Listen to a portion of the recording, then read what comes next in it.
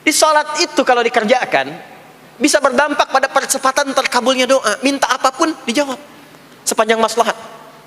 Makanya nanti untuk umat Nabi Muhammad, jangan tunggu panggilan sholatnya adalah panggilan langsung dari Allah. Minta, punya masalah apa? Aku selesaikan, kata Allah. Di sholat itu bukan main-main, bukan beban, bukan sekedar kewajiban, tapi kewajiban yang dipaksa untuk membahagiakan kita. Kalau Allah nggak sayang, nggak akan disuruh sholat. Pak, Bu, itu panggilan sholat. Perhatikan panggilan pertamanya, Al-Baqarah ayat 45. Wasta'inu bis sabri wassalah. Kata Allah, hei hambaku, kalau engkau punya masalah, sabar dulu, terima. Karena aku titipkan masalah itu kepadamu untuk meningkatkan kualitas hidupmu, bukan ingin membebanimu. Dan tidak mungkin aku uji engkau dengan masalah itu kecuali engkau mampu mengatasinya. La yukallifullahu nafsan illa wus'aha. Nah sekarang bawa itu lewat sholat, minta solusi kepada Allah. Terima dulu dengan sabar. Setelah itu belajar untuk meningkatkan kualitas hidup, dan bawa lewat sholat, minta solusi. Ternyata saat kita menunaikan sholat, itu diperintahkan oleh Allah, minta punya masalah apa. Makanya kita katakan, begitu Allah perintahkan, wasta'inu bis sabri wassalah. Hei, kalau punya masalah, terima dengan sabar, minta tolong, minta solusi kepada Allah lewat sholat. Maka ketika kita minta, kita robah kalimatnya dari wasta'inu, kata perintah, menjadi bentuk permohonan, fi'il mudhari. Iyyaka na'budu wa iyyaka nasta'in. Itu ketika Anda mengucapkan iyyaka na'budu wa iyyaka nasta'in, fikihnya begini, ucapkan di lisan, hadirkan dalam hati dan pikiran kita masalah apa yang sedang kita rasakan. Minta kepada Allah solusinya. Minta. Ini bukan sekedar diucapkan. Karena hadis qudsinya berbunyi begini, hadis qudsinya. An Abi Hurairah radhiyallahu ta'ala anhu qala, qala Rasulullah sallallahu alaihi wasallam, qala Allah azza wa jalla, Allah berfirman. Saya langsung saja ke bagian kalimat iyyaka na'budunya. Idza qala al-'abdu, kalau seorang hamba berkata dalam salatnya, iyyaka na'budu wa iyyaka nasta'in. Ya Allah, sekarang hamba salat kepadamu, ibadah hanya kepadamu, seperti yang kau perintahkan. Maka hamba memohon kepadamu, ya Allah, seperti yang kau janjikan. Wa iyyaka nasta'in. Lalu hadirkan dalam benak kita, ya Allah, engkau maha tahu sebelum hamba ungkapkan. Hamba punya persoalan ini. Mohon kepadamu, ya Allah, hilangkan semua masalah itu. Berikan hamba solusi yang terbaik. Berikan hamba keberkahan darimu. Itu sekilas hadir dalam jiwa kita. Maka apa yang terjadi? Qala Allah azza wa jalla, dijawab kalimatnya itu, hadza baini wa baina 'abdi wa li 'abdi ma sa'al. Ini perjanjian antara aku dengan hambaku. Kalau hambaku benar sholatnya sampai kalimat ini, apapun yang dia mintakan sekarang, aku akan kabulkan. Sepanjang itu ada maslahat untuk dirinya. Dicontohkan itu oleh Nabi Zakaria. Beliau itu minta saat berdiri, Pak, bukan saat sujud. Dimulai dari berdiri, nanti akumulasinya saat sujud. Itu berdiri aja, kalau benar mintanya dikabulkan. Tidak menunggu selesai sholat. Dan ada fikihnya, nggak sembarangan, ada fikihnya nanti. Ada fikihnya, ya, ada tuntunannya. Poinnya adalah sholat itu solusi. Makanya jangankan Nabi yang tadi saya sebutkan, Nabi Ismail, itu saking pentingnya sholat, wasiat beliau yang diviralkan di Al-Quran untuk semua keluarganya, sholat. Ada di Quran surah 19 Maryam ayat 55. Wa kana ya'muru ahlahu bis salah. Kata Allah, dan tercatat Ismail itu pernah berwasiat meminta semua keluarganya, hei, sholat. Jadi kalau kita mau urut sampai ke atas, semua sholat. Muhammad sallallahu alaihi wasallam bin Abdullah bin Abdul Muttalib bin Hashim bin Abdul Manaf bin Qusay bin Murrah bin Kilab bin Ka'ab bin Ghalib bin Fikir bin Malik bin Nadar bin Kinana bin Khuzaimah bin Mudrikah bin Ilyas bin Nizar bin Mudar bin Ma'ad bin Adnan bin Addi bin Adri bin Muqawwam bin Nahur bin Tarikh bin Ya'rub bin Yasjub bin Nabit bin Ismail alaihi salam bin Ibrahim alaihi salam bin Azar atau bin Nahur bin Abir bin Kinan bin Arfakhshad bin Sam bin Nuh alaihi salam bin Mikhlail Matusyalah bin Kinan bin Anwas bin Thith bin Adam alaihi salam. Semua salat. Coba ulangi itu. Semua salat. Para nabi salat, para rasul salat. Anda bukan nabi, bukan rasul, nggak mau sholat dan pengen mudah hidupnya, pengen masuk surga Firdaus lagi. Anda sehat? Jadi ini pentingnya salat itu bukan cuma kewajiban, tapi diwajibkan, dipaksa dengan wajib itu supaya bahagia, supaya falah. Makanya kalau ada panggilan azan, cara memahaminya ini falah. Oh, ini solusi saya di sini nih. Kebahagiaan saya ada di sini. Kesuksesan saya ada di sini. Ya, makanya ketika dipanggil oleh muadzin, hayya 'alas shalah, labbaik, siap saya. Di sini. Ini poinnya. Nah, saya sambungkan kembali, ya. Ketika seseorang dilatih lewat salat dan sudah mulai tersambung dengan Allah Subhanahu wa taala, maksudnya ingat Allah, tertatalah semua aktivitasnya. Maka berubahlah lewat salat ini, lewat latihan ini, semua kegiatannya berubah, didorong menjadi amal soleh. Karena itu, setiap orang yang salatnya benar, yang pertama dianugerahkan oleh Allah kepada orang salat itu bukan dunia. Bukan dunia. Tapi perubahan perilakunya menjadi lebih baik. Jadi bukan kaya dulu. Ya. Abdurrahman bin Auf tuh hijrah masuk Islam. Dilatih sholat, malah hartanya hilang semua dirampas. Ya. Tapi setelah itu jadi apa? Jadi orang paling kaya. Ya. Abu Bakar As-Siddiq, Utsman bin Affan, Umar bin Khattab. Pertama kali masuk Islam kan latihannya sholat. Apakah langsung kaya? Jadi pemimpin? Jadi diplomat? Amr bin As bisa ekspedisi dari Afrika Utara sampai ke Syam? Tidak. Yang diberikan apa? Perubahan perilaku dulu. Dihilangkan sifat-sifat buruknya, dijaga dengan kemuliaan. Jadi dua sumber yang menjadikan manusia itu buruk dalam nafsunya, itu ada dua. Di nafsu itu nanti punya dorongan untuk mengarahkan kepada yang buruk, namanya fujur. Lawannya nanti takwa. Lawannya takwa. Di Quran surah Asy-Syams surah 91 ayat 7 sampai 10, wa nafsi wa ma sawaha fa alhamaha fujuraha wa taqwaha. Nah, fujur itu nanti yang membisikkan, mengarahkan kepada hal-hal yang negatif. Itu yang ditunggangi oleh setan.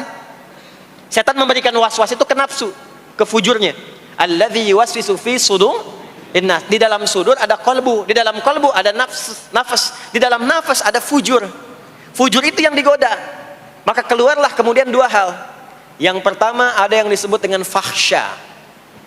Fahsya itu dorongan dari syahwat untuk berbuat yang menyimpang. Pornografi, porno aksi, LGBT, kata-kata jorok itu fahsya. Fahsya. Nanti temannya adalah mungkar. Mungkar itu keburukan yang diingkari, ditolak oleh hati, sumbernya nafsu perut dan akal. Mencuri itu mungkar. Merampok itu mungkar. Korupsi, membunuh, menipu itu mungkar. Jadi sumber keburukan itu cuma dua. Kalau bukan fahsya itu mungkar. Orang yang sholatnya benar, maka parameternya itu, ukuran pertama kali dia dapatkan adalah ditutupnya oleh Allah, dijaganya oleh Allah keadaan nafsunya, sehingga dia tidak dikontrol oleh perbuatan fahsya dan mungkarnya. Maka aktiflah sinyal takwanya. Takwa itu lawan nafsu. Makanya nanti kaitan takwa dengan nafsu sama-sama disebutkan. Nafsu 115 kali, takwa yang terkait fungsi nafsu 115 kali. Takwa digembosi, ya, awas, diwaswasi oleh setan, setan disebutkan 88 kali. Takwa disupport oleh malaikat, malaikat di Quran disebutkan 88 kali. Ini bukan ilmu tak-atik, hitung sendiri aja kalau mau. Itu menarik tuh. Karena sama, kalau Anda mendengar suara adzan kan ada bisikan kan? Cepat, sudah adzan, siap-siap. Itu malaikat tuh. Tapi begitu selesai adzan, la ilaha illallah, tenang, baru adzan, belum qomat. Itu setan. Terus dua-duanya tuh, ya, memberikan bisikan, yang satu mensupport dan seterusnya. Yang paling menarik adalah kalau sholat kita benar, maka sinyal takwa aktif. Makanya amalan takwa pertama itu sholat. Setelah beriman, amalan takwa pertama sholat. Al-Baqarah ayat 2 dan 3. Dzalikal kitabu la raiba fi hudal lil muttaqin. Siapa muttaqin, orang takwa di situ? Ayat 3-nya, alladzina yu'minuna bil ghaibi wa yuqimunas sholat. Jadi kalau sholatnya aktif, takwanya aktif, sinyalnya aktif, sinyal itu yang akan menutup fahsya dan mungkar. Maka turunlah Quran surah ke-29 ayat ke-45. Utlu ma uhiya ilaika minal kitabi wa aqimis shalah. Kita hafal tengahnya, innas salata tanha 'anil fahsya'i wal Maka kalau orang sholat tidak akan berbuat fahsya, tidak ada lagi yang melambai laki-laki. Allah, nggak ada. Laki-laki yang laki-laki, perempuan-perempuan. Nggak ada lagi tontonan-tontonan pornografi. Yang jorok-jorok, yang kotor-kotor. Nggak ada lagi kata-kata kotor di lisan itu. Karena lisannya dilatih untuk mengucapkan yang baik-baik. Allah, sami'allahu liman hamidah, subhanallah, alhamdulillah, Allahu akbar. Makanya pasca sholat itu berubah. Maaf ya, Allah tidak memberikan kepada Nabi Muhammad SAW tongkatnya Nabi Musa, mukjizatnya Nabi Isa, apalagi Nabi Ibrahim dan selainnya. Tapi Allah turunkan Al-Quran kepada Nabi Muhammad SAW, lalu dipraktekkan Quran itu pertama lewat sholat. Anda tahu apa yang terjadi? Nabi Muhammad itu diutus oleh Allah dalam lingkup masyarakat yang sangat terbelakang dan hatam kriminal. Jadi kriminalnya bukan dikerjakan, hatam. Dan nyaris tidak kenal kebaikan, makanya disebut dengan jahiliyah. Kalau Bapak Ibu tanya di zaman Nabi, ya maaf, ada pezina? Bukan cuman ada, hatam, perfeksionis zinanya. Gitu. Membunuh itu, ya, mabuk, ada orang mabuk kekinian di zaman jahiliyah, pemabuk amatir itu 5 kali sehari mabuknya. Yang amatir. Jadi kalau baru mabuk sekali, 2 kali itu coba-coba. Amatir itu 5 kali. Pembegal. Ya, sekarang kita dengar berita ada begal ini itu. Jahiliyah itu sekampung begal semua. Kampung Gifar. Tapi Allah menghendaki Rasulullah latih lewat salat. Apa yang terjadi? Berubah jahiliyah itu, berubah menjadi khairu ummah. Umat terbaik yang paling teladan, yang menginspirasi, yang pernah berkehidupan di bumi. Sampai persaksiannya dari Allah langsung, turun Quran surah ketiga Ali Imran ayat 110. Kuntum khaira ummatin ukhrijat linnas. Jadi kalau ada orang dermawan, itu yang paling dermawan. Kalau ada orang sabar, itu yang paling sabar. Kalau ada pasar yang paling ideal, itu yang paling bagus. Berubah itu. Ya. Kenal Abu Dzar Al-Ghifari? Ayo kenal. Enggak. Abu Dzar Al-Ghifari itu nama aslinya Jundub bin Junadah. Di antara pemimpin begal di zamannya. Dari kota Ghifar. Ghifar itu kampung begal asalnya. Ya, hamukumullah. Masuk Islam. Datang ke Mekah. Bertemu dengan Rasulullah. Begitu masuk Islam, kata Jundub bin Junadah, ya Rasulullah, ausini au kama qala, berikan saya nasihat. Kata Nabi, pulang sekarang. Kata beliau, enggak, saya mau umumkan keislaman saya depan Ka'bah. Kata Nabi, jangan lakukan. Sekarang orang masih belum tahu tentang Islam, nanti marah kamu dipukuli. Kata beliau, ya Rasulullah, saya ini membegal terang-terangan, masa bersyahadat sembunyi-sembunyi? Maka keluar ke depan Ka'bah, dia katakan, ya ma'asyara Quraisyin, hei semua orang Quraisy. Datang orang, usyhidu bi annahu la ilaha illallah wa anna Muhammadar Rasulullah. Aku bersaksi, syahadat la ilaha illallah Muhammadar Rasulullah. Kalian mau apa? Dipukulin sampai pingsan. Sampai ketika akan diteruskan, ada riwayat mengatakan datang Sayyidina Ali bin Abi Thalib, ada yang mengatakan Sayyidina Hamzah, ya, bin Abdul Muttalib radhiyallahu ta'ala anhuma jami'an. Datang menyampaikan, jangan teruskan. Kalau ini meninggal, ini wafat, kita akan celaka karena kafilah kita akan lewat desa Ghifar. Kalau lewat Ghifar gak akan berhasil niaga kita, katanya. Ya, karena akan dihabisi semua, ini orang Ghifar. Maka dibiarkan pergi, pulang. Tahu apa yang terjadi? Begitu Nabi hijrah ke Madinah, dikagetkan dengan suara kaki yang berdecak kencang, bang bung bang bung bang bung. Ternyata ada berita gembira, sekampung begal Ghifar itu masuk Islam semuanya, berubah jadi baik. Untuk menginspirasi generasi kemudian, maka dipopulerkanlah oleh beliau kunyahnya dengan nama daerahnya. Sayalah Abu Dzar Al-Ghifari. Al-Ghifari itu maksudnya apa? Dulu saya ini berasal dari Ghifar, kampung saya kampung begal. Cuma karena saya masuk Islam, diajarin sholat, diajarin baik, sekampung baik semua. Ya. Makanya orang-orang Arab setelah itu, bahkan non-Arab, kalau datang memperkenalkan daerahnya. Imam Al-Bukhari, itu nama aslinya bukan Al-Bukhari. Nama aslinya Muhammad. Punya bapak namanya Ismail, punya kakek namanya Ibrahim, kakek buyutnya Al-Bughirah, eyang buyutnya Al-Bardizbah. Tinggal di kecamatan Ju'fah, Kabupaten Bukhara, Provinsi Khorasan, sekarang negaranya Uzbekistan. Karena berasal dari Bukhara, datanglah beliau kemudian ke Arab, sekarang ke Jazirah, ke Mekah, ke Madinah, memperkenalkan, saya bukan orang Arab, saya dari Bukhara. Rumusnya tambah alif lam di depannya, ujungnya tutup dengan i. Al-Bukhari, saya dari Bukhara. Diperkenalkan, maksudnya apa? Islam sudah masuk ke tempat saya, orang-orangnya sudah baik, orang-orangnya sudah khusyuk. Itu memperkenalkan. Orang tua kita, Syekh Yasin dari Padang, maka diperkenalkan Syekh Yasin Al-Padangi. Syekh Ahmad Khatib dari Minangkabau, Syekh Ahmad Khatib Al-Minangkabawi. Syekh Abdul Somad dari Palembang, Syekh Abdul Somad Al-Palembangi. Syekh Nawawi dari Banten, Syekh Nawawi Al-Bantani. Ya, nanti ada Pak Ghafur dari Pondok Indah, ya, Masjid Raya Pondok Indah, datang ke Mekah umrah haji. Ana Ghafur Al-Masjid Raya Al-Pondok Indahi gitu. Itulah salat. Salat. Jadi salat itu merubah keadaan kita lebih baik. Itulah sebabnya kenapa 5 waktu. Karena Allah inginkan di setiap waktu kita jadi orang baik. Di setiap waktu kita bahagia. Setiap waktu selesai persoalan. Datang masalah subuh, ya, antara subuh ke zuhur kan ada masalah tuh. Gak mungkin ada orang dari subuh ke zuhur gak punya masalah tuh, gak mungkin. Tuh wajahnya udah kelihatan tuh. Ya, makanya kita datang, ya, menghadap kepada Allah, minta diselesaikan, minta diberikan taufik, sujud kita, diberikanlah solusi. Zuhur ke asar ada masalah, datang saat asar. Asar ke maghrib punya masalah, datang. Makanya semua ulama dulu seperti itu. Al-Bukhari itu menuliskan kitab sahihnya itu 16 tahun. Setiap satu hadis akan ditulis, salat dulu. Salat dulu. Begitu tenang, nyaman, baru tuliskan. 16 tahun. Itulah sholat. Nah, dari sekian waktu yang 5 kali itu, ada waktu yang spesial. Waktu spesial inilah yang ingin saya bahas, yang tadi disampaikan dalam pengantar sambutan. Jadi ini inti yang mau saya katakan. Ini barusan muqaddimah tuh. Barusan muqaddimah. Baik. Kan kita sholat berapa kali sehari?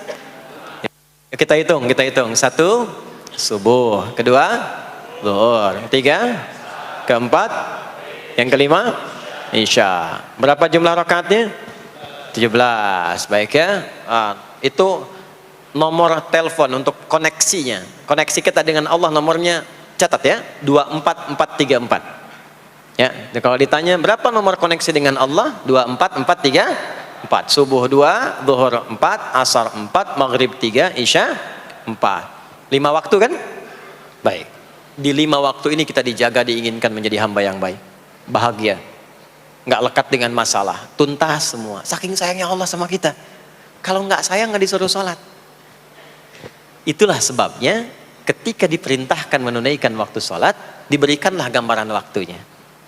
Tapi yang jadi persoalan kita sekarang yang akan dibahas, di antara sekian waktu itu ada waktu-waktu yang spesial. Ada waktu-waktu yang spesial. Dari mulai subuh ke isya itu ada yang dispesialkan oleh Allah karena ada bonus berlipat di dalamnya. Waktu apakah itu? Mari kita bacakan dulu mulai dengan Quran surah kedua ayat 238. Paling kanan sebelah atas di mushaf standar. A'udzubillahi minasyaitonirrajim. Bismillahirrahmanirrahim. Mohon izin saya agak lambatkan sedikit ritmenya karena ini inti yang mau kita bahas. Tadi muqaddimah makanya saya percepat ya. Hafizu 'alas salawati was-salatil wusta wa qumu lillahi qanitin. Hafizu. Kalau Bapak Ibu lihat mushaf terjemah, diterjemahkannya dengan jagalah. Jagalah itu ihfazu, hafidha yahfaz. Tapi kalau ada alif setelah hafizu, itu berarti fi'il madhinya, past tense-nya, akar kata kerjanya hafadha, yuhafidhu. Alifnya mufa'alah, bermakna saling. Jadi mengartikannya begini, hafizu 'alas salawati. Hei, hendaklah kalian saling menjaga waktu sholat. Kalau saling itu sendirian atau banyakan? Banyakan. Jadi kalau bapak di rumah ada 5 orang, bapak, ibu, dan 3 orang anak, maka jangan soleh sendirian, Pak. Ingatkan anaknya, ingatkan istrinya. Istri bangun duluan, ingatkan suaminya. Makanya waktu sholat itu Maaf, jangan cuma disandarkan pada azan yang kita dengar di masjid, harus hafal. Bahkan nanti gini, di Quran surah keempat ayat 103 itu, di ujung ayatnya, itu ada penanda ciri standar orang beriman. Maaf. Kita tanya dulu nih, kita beriman tidak hari ini? Halo, beriman? Hati-hati ya, karena kata Nabi ada yang subuh beriman, sorenya sudah kufur tuh. Ya, yusbihu mu'mina wa yumsi kafira. Hati-hati ya. Yuk, apa ciri orang beriman tuh? Iman itu konfirmasinya bisa didapatkan satu melalui suara adzan. Adzan itu sama dengan penanda waktu sholat. Tahu dari mana iman itu bisa dicek dengan suara adzan? Quran surah ke-8 Al-Anfal di ayat yang kedua. Innamal mu'minuna alladzina idza dzukirallahu wajilat qulubuhum. Sungguh insan beriman itu ciri standarnya bisa dilihat. Kalau disebutkan nama Allah, ada konfirmasi iman dalam hatinya. Jadi iman itu letaknya di kolbu. Nanti konfirmasinya lewat suara adzan, dipanggil, disebutkan nama Allah. Makanya disebutkan nama Allah 5 kali dalam sehari untuk mengecek iman ada nggak dari subuh sampai isya. Ya, Allahu Akbar, Allahu Akbar. Ada getaran di hati kita, sudah adzan. Nah, itulah iman. Itulah iman. Makanya orang yang punya iman dengan yang belum punya iman akan beda getarannya. Ini hanya dimiliki oleh orang yang punya iman saja. Yang belum punya iman nggak bisa, nggak punya itu. Allahu Akbar, Allahu Akbar. Surah apaan nih? Toanya kencang banget, ya. Tapi kalau orang beriman, Allahu Akbar, Allahu Akbar, ya Allah sudah adzan. Itu konfirmasi itu. Nanti semakin tinggi imannya, bahkan ada yang orang sudah menunggu sebelum tiba waktunya. Tadi subuh jam 4 lewat 13 di sini. Ada yang nunggu dari jam 3. Padahal belum dipanggil. Ya. Masya Allah. Di Bekasi 4 lewat 9. Allahu Akbar, Allahu Akbar. Azan. Ingat dia. Nah, itu ciri beriman. Cuman imannya standar. Jadi bukan iman yang kuat. Standar. Kuat belum, lemah tidak. Allahu Akbar, Allahu Akbar. Jam 4 lewat 9. Jam 3 sudah bangun. Nunggu itu. Iman yang kuat. Masya Allah.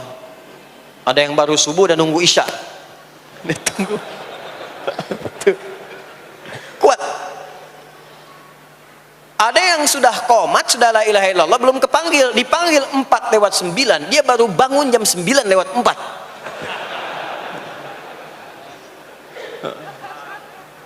Tuh. Nah, ini iman lemah. Di bawah. Ciri standar, karena dipanggil ingat, maka ciri standar orang beriman itu tahu waktu sholat. Harus tahu Pak, Bu. Itu standarnya. Itu ada di Quran surah keempat di akhir ayat 103. Inna salata kanat 'alal mu'minina kitaban mawquta. Kalau pakai terjemah balaghah itu bunyinya begini, sungguh orang beriman itu pasti tahu waktu sholat. Nah, jadi kalau ditanya jam berapa zuhur nanti belum bisa kita jawab dengan sempurna, itu artinya apa? Imannya belum naik itu ke level standar, belum menguat. Ya, ini poinnya.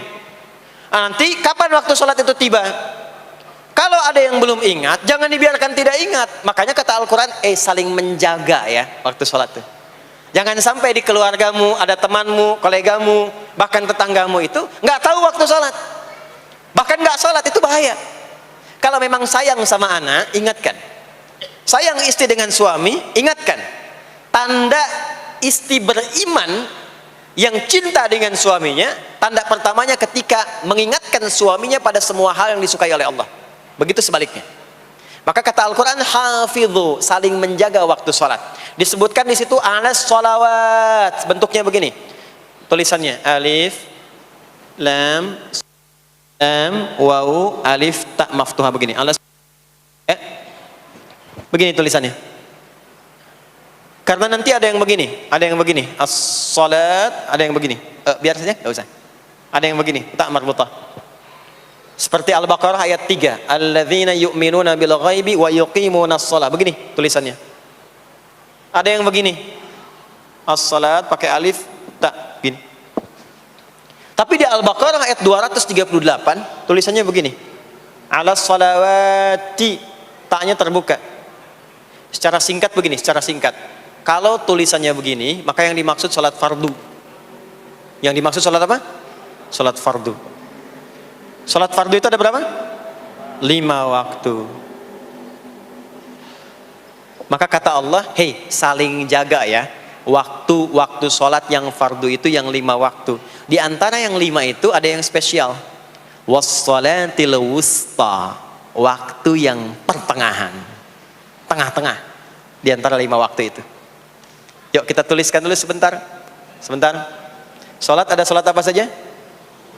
Subuh, kemudian zuhur, kemudian asar, kemudian oh nggak cukup, ambil ke sini, maghrib, kemudian isya. Oh, subuh, zuhur, asar, pindah sini, maghrib, isya. Lihat rumusnya. Jadi yang sholat pertengahan yang mana? Jangan lihat tulisannya itu, ya, karena subuh di tengah-tengah disebutnya subuh ya. Sholat pertengahan yang mana? Asar apa subuh? Subuh apa asar? Apa dalilnya? Kita pakai dalil. Nah, sholat pertengahan itu disebutkan oleh Nabi itu ada 2. Ada subuh dan asar.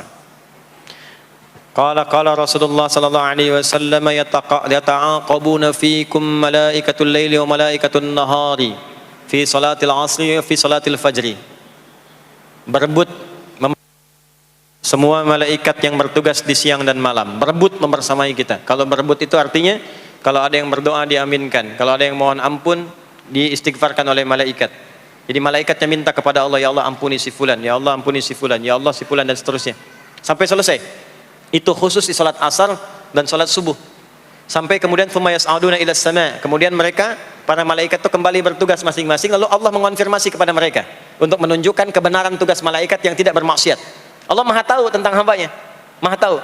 Tapi Allah ingin menunjukkan kepada kita apa yang benar dari lisan malaikat itu, yang nggak pernah berdusta. Ya, maka Allah bertanya kepada malaikat, bagaimana keadaan hambaku ketika engkau tinggalkan? Maka disampaikan oleh malaikat itu, ya Allah, aku meninggalkan hambamu si fulan, dia sedang menunaikan ibadah, dia sedang sholat kepadamu, dan khusyuk berdoa, dan seterusnya. Maka apa jawabannya? Saksikanlah, ketika malaikat menyampaikan sedang ibadah, maka turun bonus dari Allah untuk mengampuni dosa si hamba itu. Itulah manfaatnya waktu pertengahan. Waktunya disebutkan di hadis ini asar dan subuh. Antara asar dan subuh itu masih ada yang unggul, ada yang istimewa lagi. Apa yang istimewa? Antara asar dan subuh yang istimewa terletak di subuhnya. Jadi dari 5 waktu ini, yang pertengahan asar dan subuh, karena amal di bawah ditunjukkan untuk mendapatkan penilaian langsung dari Allah seketika dan memberikan jawaban dari apa yang kita inginkan, asar dan subuh. Tapi dibandingkan asar dengan subuh, bila keduanya dibandingkan, dua-duanya mulia. Maka subuh punya kemuliaan yang tidak dimiliki oleh asar. Ya, makanya nanti asar bisa bertemu dengan zuhur, masih ada jama, masih ada qasar. Maghrib ketemu isya, masih ada jama, ada qasar.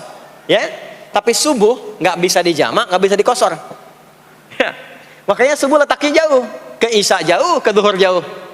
Ya, saya mau jamaah, ya jama antara isya dengan subuh biar nanti bangunnya sekalian gitu, nggak bisa. Ya, maghrib masih bisa di jama dengan isya, isya di qasar, dari 4 jadi 2. Maghrib gak bisa dikosor karena 3 gak mungkin jadi 1,5. Ya, zuhur udah 2, masa mau dikurangin lagi? Subuh udah 2, gak mungkin dikurangi lagi. Maka dari itu subuh menyendiri-sendiri. Nah, ada apa kemuliaan di subuh itu? Maka turunlah Quran surah ke-17 ayat 78 yang tadi saya bacakan di awal. Aqimis salata liduluki syamsi ila ghasaqil lail. Sampai sini zuhur sampai isya. Dulu kisyamsi tergelincir matahari itu zuhur. Sampai ghasaqil lail tiba malam itu isya. Lalu ditutup ujungnya wa qur'anal fajr. Khusus untuk subuh itu ditambahkan selain salat ada bahasa Quran di Quran sendiri. Khusus untuk subuh redaksinya ditambahkan dengan Quran. Apa Apa itu Quran? Halo, apa itu Quran? Kalau tidak tahu cepat katakan wallahu a'lam. Apa itu Quran? Wallahu a'lam. Ada Quran, ada Al-Quran. Ada Quran, ada Al-Quran. Kalau yang disebut Al-Quran itu mutlak firman Allah. Dari mulai Al-Fatihah sampai An-Nas. Ini yang terdapat di dalam mushaf ini, di 2 jilid ini. Ya, itu Al-Quran. Kalau disebutkan Quran tanpa alif lam, maka yang dimaksudkan bacaan secara umum. Apakah itu Al-Quran, doa, istighfar, semua bacaan itu Quran. Kemuliaan sholat subuh itu dimulai sejak waktu fajar, matahari mulai keluar sinarnya untuk membelah gelapnya malam, itu sinarnya disebut dengan fajar. Nanti subuhnya saya terangkan di akhir. Sinarnya dibelah, membelah kegelapan malam, fajar shadiq.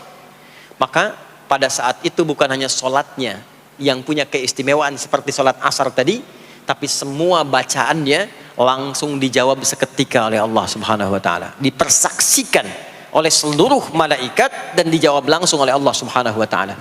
Jadi kalau Anda berdoa, maaf, doanya lebih cepat terkabul kalau dipanjatkan dengan cara yang benar dan khusyuk. Kalau Anda istighfar, langsung dijawab. Kalau kita baca Quran, pahala langsung dituliskan berlipat. Itulah kemuliaan waktu fajar. Jadi Allah sendiri yang menyampaikan, bukan cuma sholat yang penting, semua bacaannya itu langsung didengar, langsung direspon, langsung dipersaksikan. Karena itu ada anjuran bahkan dari Al-Quran, dan ini dikerjakan oleh semua sahabat, saking pentingnya sholat subuh itu, waktu fajar itu, bahkan mereka bangun dan menunggu sebelum tiba fajar. Maka disitulah muncul kemudian tahajud. Maka muncullah kemudian istighfar sebelum waktu subuh. Ya, ada amalan, ini saya mau kasih rahasia ya. Tapi tolong jaga, ini antara kita saja di sini. Ya, rahasia. Ada waktu sebelum subuh. Cuman 15 sampai 20 menit kurang lebih. Ingat ya, kalau dikonversi sekitar 15 sampai 20 menit waktunya. Namanya waktu sahar. Sahar, jamaknya ashar. Jamak itu karena setiap hari oleh Allah dikasih itu. Sahar, jamaknya ashar. Rahasianya di mana? Bapak Ibu, ini waktu yang paling cepat untuk terkabulnya doa. Anda mau minta apa saja, hadisnya qudsi. Ibadi, kata Allah, hambaku, siapapun yang bermohon sekarang aku kabulkan, yang minta aku berikan. Wa man istaghfara li ghafartu lah. Siapa yang minta ampunan, istighfar, aku ampuni dia sekarang juga. Baik. Bapak Ibu begini, saya tanya nih, kalau ditawarkan minta apa saja diberi. Ya. Terus minta ampun juga diampuni. Pilih mana? Minta apa saja diberi, mau minta apa saja, atau mau minta ampunan istighfar? Pilih mana? Jujur aja, kalau ada proyek nilainya 100 miliar, ya, ada utang 1 miliar belum ditutup, terus belum minta apa saja diberikan.